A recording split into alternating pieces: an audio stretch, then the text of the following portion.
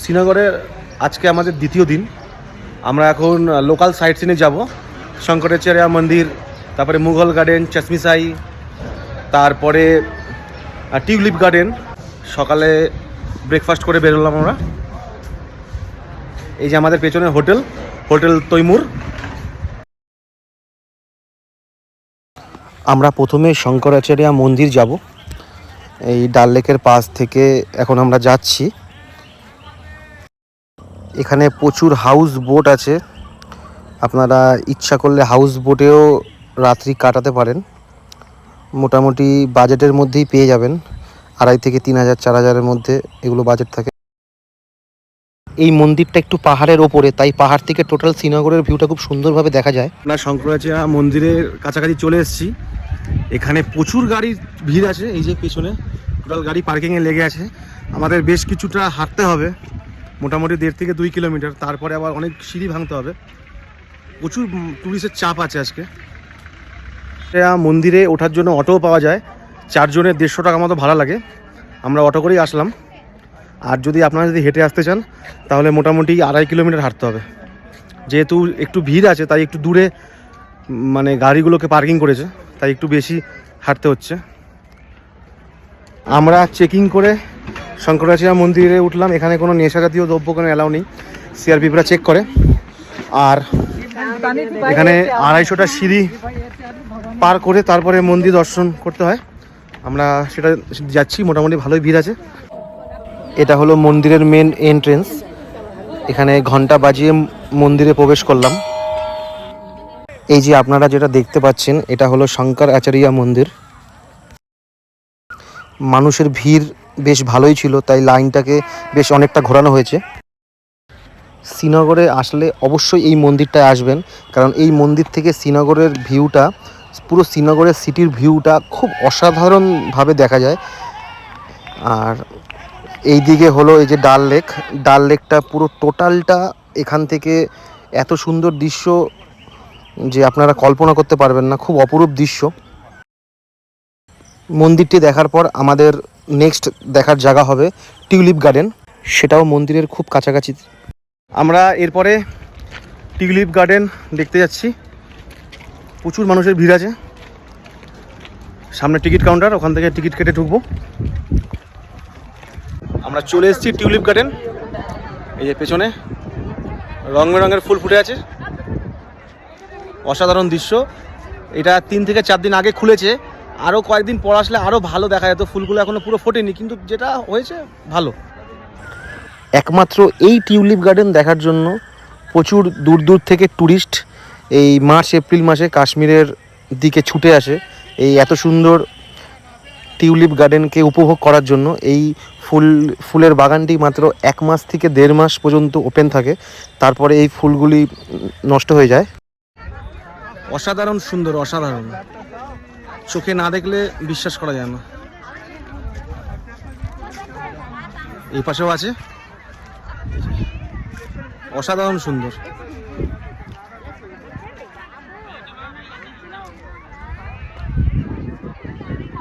Tulip ফুলগুলির মধ্যে আমার সবথেকে এই কালারটি খুব ভালো লাগে, আনকমন আর খুব প্রিয় কালার। আপনাদের কোন কালারটা ভালো লাগে সেটা দয়া করে কমেন্ট বক্সে জানাবেন।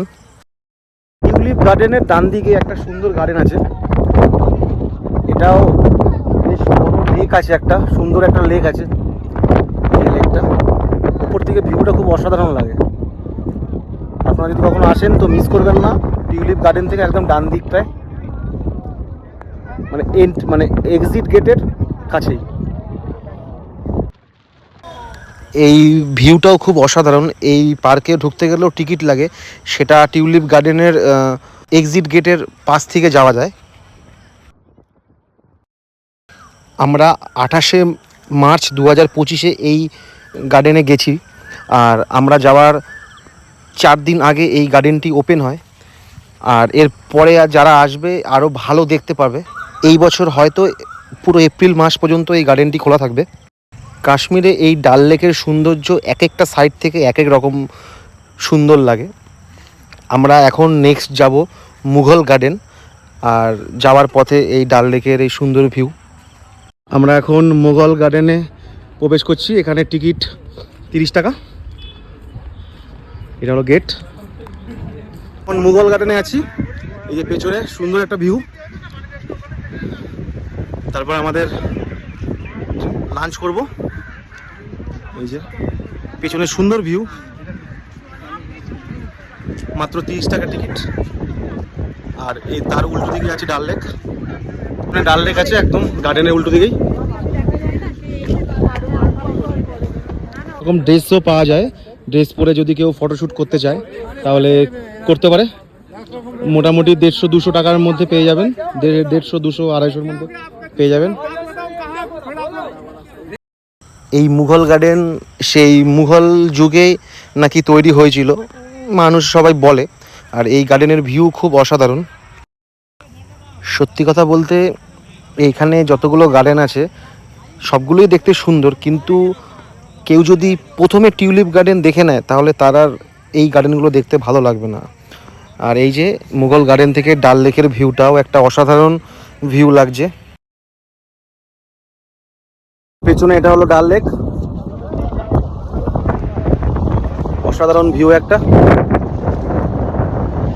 একদম জলের ঢেউ পুরো সমুদ্রের মতো বইছে, এত হাওয়ার চাপ এখানে। এই দিক থেকেও ডাল লেকের ভিউ একটা অসাধারণ সুন্দর। আমরা ওই পাশে রাস্তা দিয়ে আসলাম, আর আমাদের হোটেলটা ছিল একদম স্ট্রিট ফুড একটা গলির মধ্যে, হোটেল তৈমুর। এই গলির দুপাশেই পুরো একদম চিকেনের দোকান, চিকেন তন্দুরির দোকান, আরও নানা রকম কাবাব আছে। বেশিরভাগ এখানে চিকেনের আইটেম আর মাটনের আইটেমও এখানে মোটামুটি আপনারা অ্যাভেলেবেল পেয়ে যাবেন। আমরা সন্ধ্যেবেলা একটু ডাল লেকের এখানে ঘুরতে বেরিয়েছি। এই যে পেছনে সব হাউস বোট, এই যে হাউস বোট। সন্ধ্যের দৃশ্যটা খুব সুন্দর লাগে। আর হাউস বোটগুলোয় নানা রকম লাইট জ্বলে। মোটামুটি 3000, 3500, 4000 এখন হাউস বোট পাওয়া যায় পার নাইট। এই যে এই পাশে হাউস বোটগুলি সব দাঁড়িয়ে আছে। আপনাদের এই ব্লগটি কেমন লাগলো সেটা জানাবেন। এরপরে কাটরার বৈষ্ণব দেবীর যাত্রার ব্লগ নিয়ে আপনাদের সামনে আসছি।